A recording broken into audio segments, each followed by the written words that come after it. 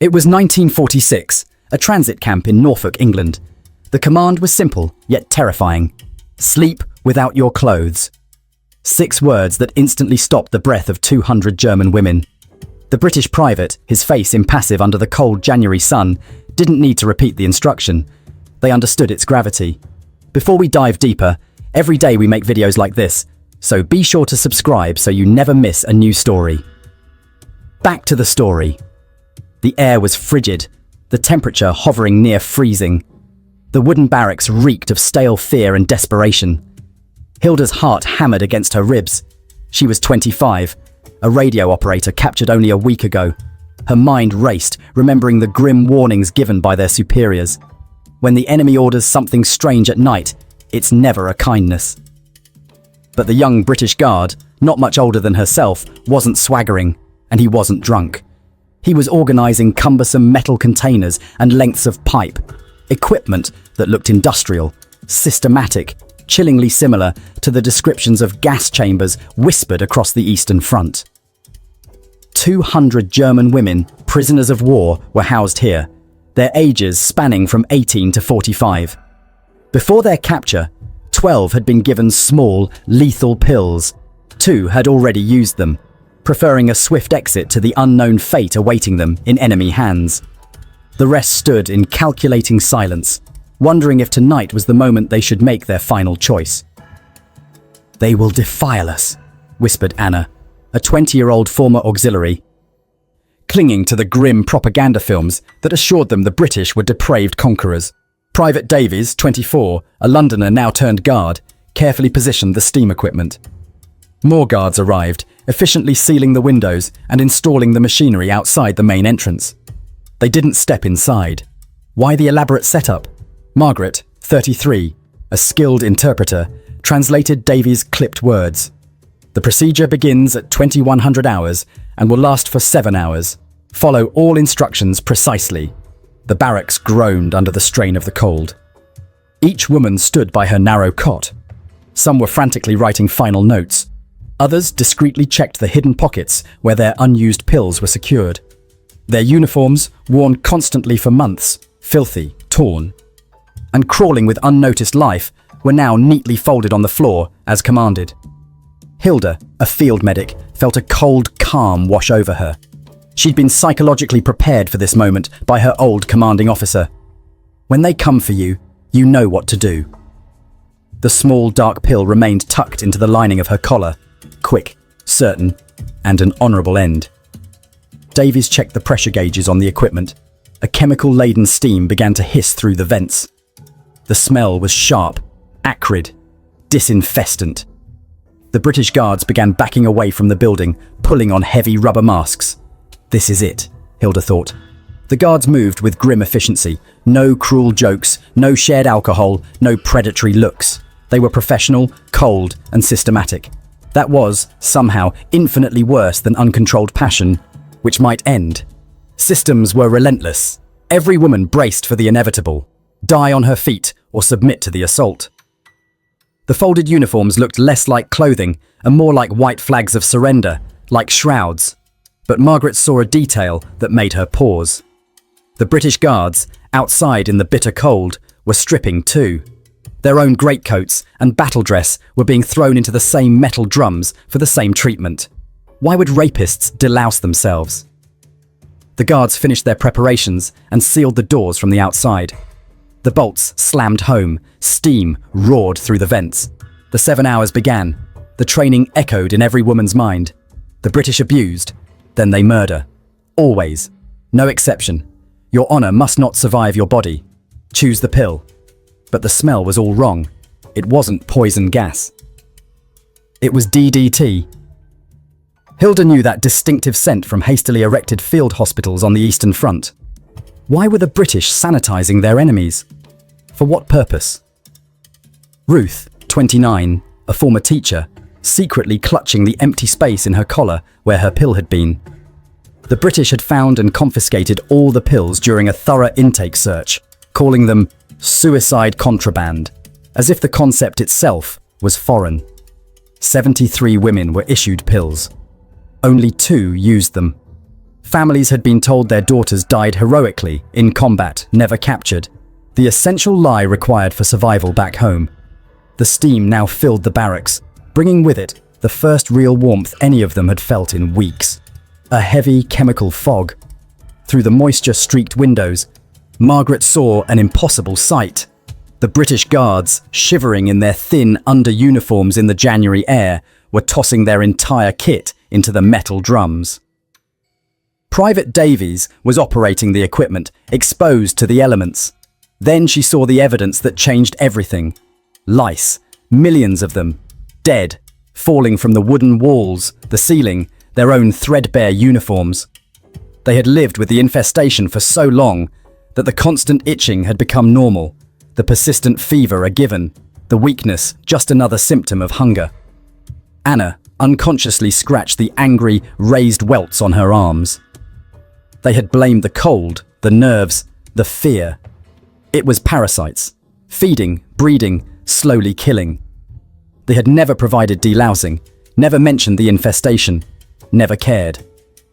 Through the dense steam, the British Guards were now taking the shocking step of burning their own uniforms, actual flames consuming their clothing. There was no rank, no distinction in the face of this threat. A parasite democracy. Lice did not check passports. Gisela, 23, a former factory worker, had been delirious for 2 days, blaming hunger and the cold for the spreading rash on her chest. It was the early stage of typhus, an epidemic spreading unseen. The barracks' temperature climbed, eventually hitting 35°C. Bodies that had forgotten warmth now remembered, muscles relaxing, fear struggling against physical relief. This doesn't match the propaganda. This doesn't match the warnings. Why treat enemies as human beings worthy of rescue? Ruth started to strip. Her uniform, heavy with 6 months of wear, never washed, was an insult in hindsight. Pride and endurance masking simple stupidity. Others followed slowly, their eyes suspicious. But the warmth and the chemicals were killing the true enemy they carried. The British Guards were not watching them, not entering, not celebrating. They were freezing outside, destroying their own possessions. Then Margaret saw the full truth. A British medical officer, Dr. Harrington, 42, was holding up magnified photographs to the sealed window. Lice, typhus bacteria, death spread by a 6-legged vector. The statistics were devastating. Over 90% of the POW population was infested. Typhus carried a 20% mortality rate. With a 14-day incubation period, by the time the first symptoms appeared, the epidemic was already widespread and unstoppable without immediate action. "We thought it was torture," whispered Hannah Law, 27, a surgical nurse, as she pulled hundreds of dead lice from her hair. Each was a vector for disease. They had prioritized ideology and appearance over medicine, never admitting that German personnel were dying more from lice than from Allied bullets. Harrington's photographs showed the grim progression: fever, telltale rash, delirium, then death. He made sure every woman understood. This wasn't punishment, it was a desperate act of salvation from a plague they were already carrying. The steam permeated every nook. DDT powder fell like heavy snow. The chemical sting in their nostrils was a minor pain against the realization that it was killing the things that had been silently weakening them, preparing them for the arrival of typhus. The disinfectant worked systematically. Eggs in the seams, adult insects in the hair, larvae in the fabric. All were dying. The barracks floor turned black with a carpet of dead parasites. Generations of lice, an empire of disease being wiped out. Anna violently vomited, not from the chemicals, but from the realization. Her weakness, her feverish confusion, it was the beginning of typhus, growing stronger every day. The women stripped completely. Shame died in the face of survival. The lice had to die, or they would. The equation was simple: survival mathematics. The British knew this truth. Their own command had ignored it. Hilda's medical training took over. She instantly recognized the early symptoms everywhere. Gisela's fever, Ruth's rash, Margaret's confusion. Early typhus, treatable now, but fatal in a matter of days without intervention. The British Guards stayed outside, freezing, burning everything they owned, including their dignity. but saving their enemies from an invisible death, a preventable plague, and the cold neglect of their own military. 7 hours of steam, 7 hours of chemicals, 7 hours of killing what was slowly killing the women. The guards worked through the night, racing the clock against the epidemic. Women, unified by the common threat, began to help each other, checking backs, killing manually what the chemicals might miss. Cooperation, born from comprehension. Enemy helping the enemy survive a mutual, non-political threat. But when morning finally broke, what they found neatly placed beside their cots made many of them weep. Fresh uniforms, deloused, pressed and mended. Hilda touched the clean, surprisingly soft cotton. No lice, no blood, no 6 months of accumulated grime. Someone had washed, pressed, and cared for the clothing of their enemies. Captain Wilson, 45, a camp administrator, shared the simple, staggering facts. The Geneva Convention, Article 27, mandates the protection of women POWs' dignity. Since the opening of the British camps, 0 reported assaults. "We were the savages," Ruth whispered, holding her freshly cleaned uniform. The British were following rules that Germany never acknowledged, rules Germany violated every single day with its own prisoners. Each uniform showed repairs, buttons replaced, tears painstakingly mended. Hours of work on enemy clothing by British hands. The cognitive dissonance was shattering. Enemies do not mend enemy clothes, except that they did. The morning sun streamed through the windows, now cleaned of grime by the steam. The barracks felt transformed, habitable, even dignified. Anna reached into her pocket and found a small, crinkly bar of chocolate. A British military ration, 2 ounces of pure sugar and fat, a fortune in a starving Germany. Others checked.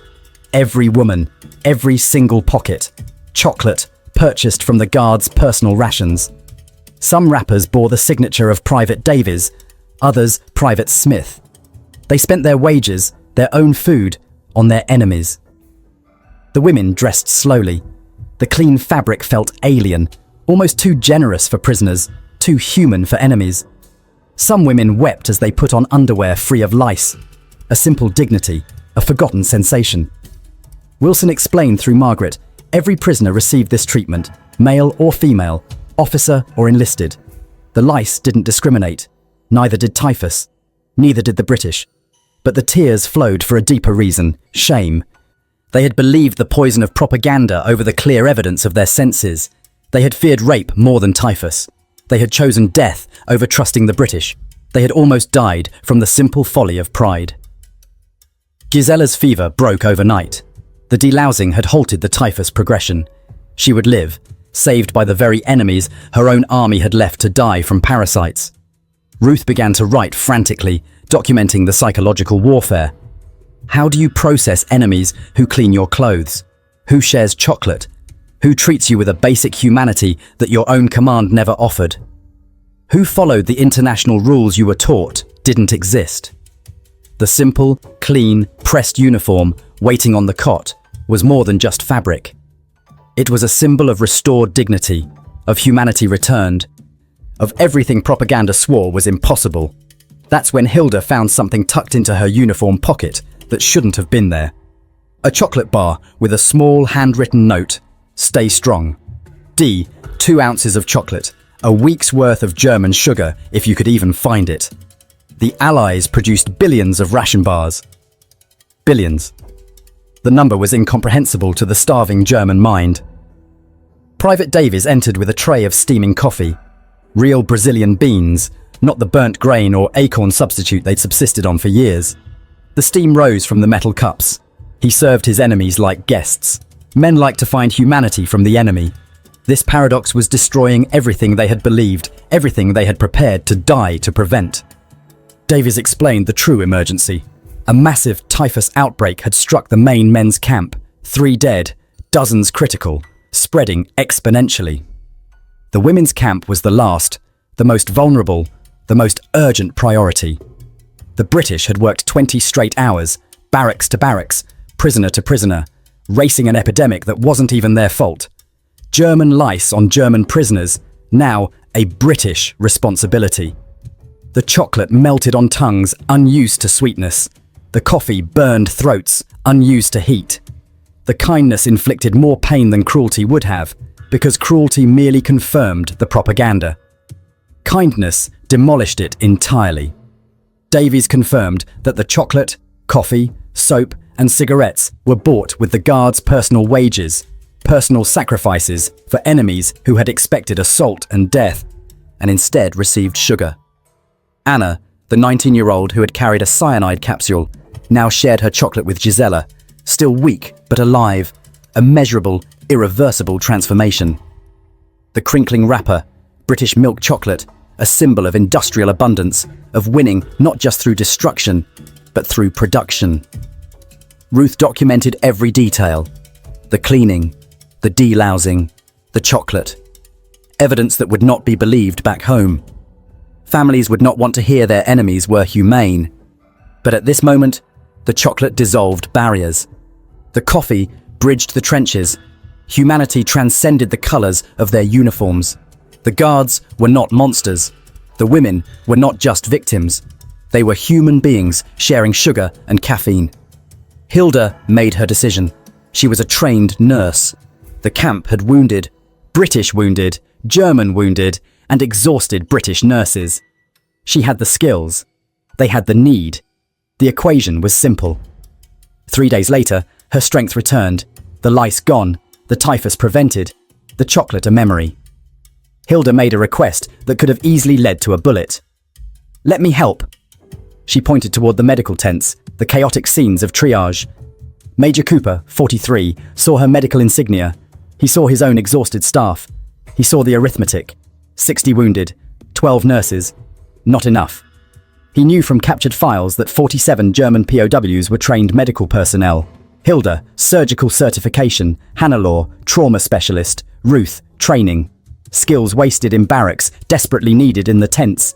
Healing knows no flag. Hannah immediately volunteered, a surgical nurse with 3 years on the Eastern Front. She had treated wounded alongside German. Blood teaches equality. 31 women followed within minutes, hands raised. The debt of the chocolate, the gift of the delousing, the humanity shown. It was time for repayment through service, through healing. Cooper hesitated. Regulations, security, politics. But the wounded kept arriving. Young British boys bleeding, German prisoners dying. Mathematics overrode politics. Need transcended nationalism. Within 1 week, all 47 were working, wearing British uniforms over their own, distinguished only by the international Red Cross armbands. The contradiction was visible. The necessity was obvious. Enemies treating enemies. Healers healing. Hilda's first patient was a 19-year-old British private from Yorkshire with a deep, infected stomach wound, the kind she had treated hundreds of times. Her hands remembered. Scalpel, forceps, sutures. Muscle memory transcended politics. The surgical light burned bright. Antiseptic was sharp in her nose. Blood was the universal colour of urgency. The British boy opened his eyes, saw a German nurse, and whispered a word. Thanks. An effort made. Anna trained as an assistant, too young for full nursing, but old enough to hold instruments, comfort the wounded, and translate pain. German words, British wounds, human suffering. Cooper watched, stunned.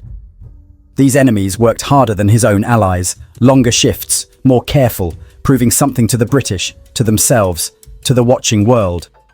Healers transcend hatred. Margaret translated technical terms, morphine dosages, infection protocols. Language barriers dissolved in medical urgency. Pain speaks all languages. The German nurses worked 16-hour shifts, voluntarily, unpaid beyond their rations, but restored to purpose. Not prisoners, not enemies, but nurses, healers, humans with skills saving humans. Ruth treated German prisoners alongside the British. No distinction in care. Blood is blood. Medicine is medicine. The transformation was complete. Women who expected assault were now saving lives. Guards who could have been abused are now protected. Enemies had become colleagues. But when German officers began to arrive as POWs, the fragile structure was threatened. An officer named Werner saw Hilda treating a British soldier. Traitor. The word was a vicious shard of shrapnel. Werner, 38, captured yesterday with 2,000 German officers, still wearing the insignia, still clinging to final victory. The medical tent froze. Every German woman stopped. Every British guard tensed. Werner's authority, even as a prisoner, radiating threat. The conditioning was deep. Commands, others obey or die. After the war, we will settle accounts. Werner spat on the medical floor where German nurses saved British lives. He vowed retribution for those who chose healing over hatred. But every woman heard the threat. When the British left, when Germany rebuilt, lists would exist. Traitors would be punished. Colonel Mitchell, 44, intervened immediately, physically stepping between Werner and the nurses. Geneva Convention. Sex separation is mandatory. The male POWs were relocated instantly. Hilda never stopped suturing. British blood stopped flowing. German hands healed. The oath she took predated the Reich, predated Werner, predated the war. Hippocrates over Hitler. Werner's shouts about racial betrayal and coming punishment faded, but the threat lingered, a poison in the air. 2,000 German officers, 0 were allowed near the hospital. The British enforcement was absolute, protecting the German nurses from the German military. The irony was sharp. Anna, raised to fear the uniform, now saved the lives of the men Werner wished dead. Mitchell documented everything. Werner's threats, names and dates, evidence for the future trials, for the women's protection. History inverted. The British military protecting German women from the German military. The medical tent returned to work, but it was changed. Every woman knew she had chosen a side. Healing over hatred. Life over death. Future over past. Some would pay for this choice. But tonight, wounds needed cleaning, lives needed saving. The war ended in 4 months. But for these women, the real battle had just begun. May 1945, the war ends. Repatriation begins. The letters arrive. Their families reject them. Margaret's husband writes 3 sentences. You lived. You helped the enemy. Do not return. 20 years of marriage ended in 3 sentences. The statistics were brutal. 34% of female POWs were rejected by their families. 200 applied for Allied employment. 400 eventually immigrated to Britain and the Commonwealth. The mathematics of rejection. Better dead than dishonored, Anna's mother wrote to her 19-year-old daughter, who had saved countless lives. Her family chose ideology over their daughter. Lieutenant Shaw, 30, processed the immigration papers.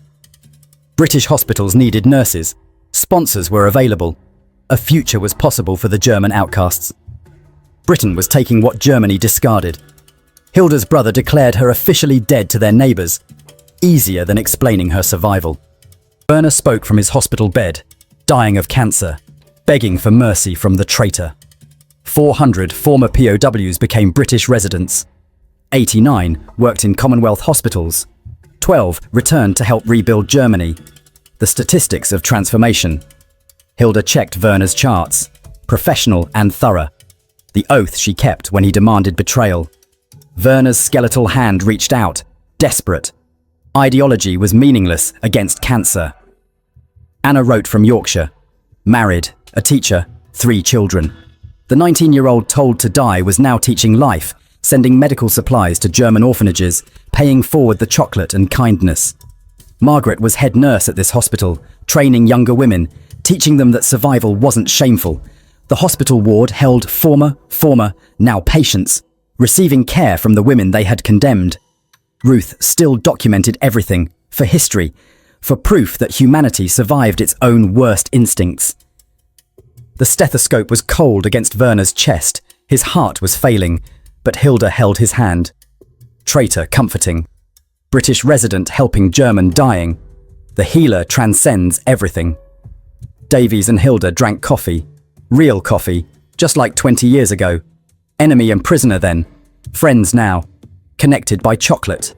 By humanity. By choosing healing over hate.